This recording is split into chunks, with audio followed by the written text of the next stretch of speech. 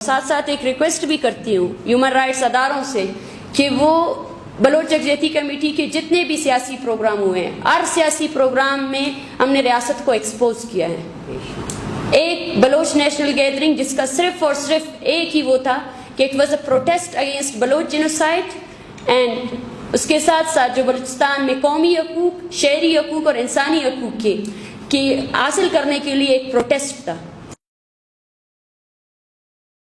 उसको तहरीक किसने बनाया?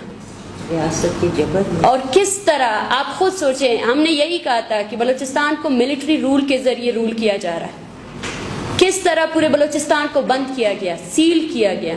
किस तरह ग्वादर शहर को 27 तारीख से लेकर 10 तारीख तक वो सीज के अंदर था। किस तरह आम लोग जो अपना रोजगार करने से वो तर्क हो चुके थे, किस तरह उनके घरों में।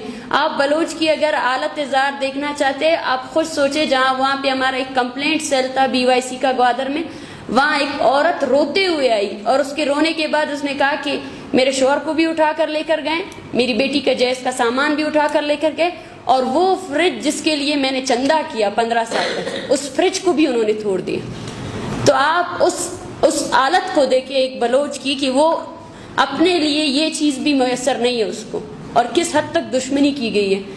मैं आप सबको कहना चाहती हूँ कि बलोच राजी मुची में जिस तरह वायलेंस यूज़ किया गया, स्टेट वायलेंस, उसके साथ साथ जो राइट ऑफ असेंबली है, राइट ऑफ प्रोटेस्ट है, उसको स्नैच किया गया, उस पर आप सब लोग ज़रूर लिखें। जहाँ तक हमारा हो सकता है हम प्रैक्टिकली देखें। बातें तो बहुत ज़्यादा होती है, लेकिन मुझे बहुत खुशी है क्योंकि मैंने हमेशा यही देखा है कि इस प्रेस क्लब के बाहर भी हज़ारा हो या पश्तून हो, हर किसी का अलग प्रोटेस्ट होता है, और हम यही कहते हैं कि आज इसका प्रोटेस्ट है, कल उसका प्रोटेस्ट है। मैं नहीं कहती कि हमारे दरमियान यकजहती नहीं है, लेकिन हमें उसको और ज़्यादा मजबूत करने की ज़रूरत है।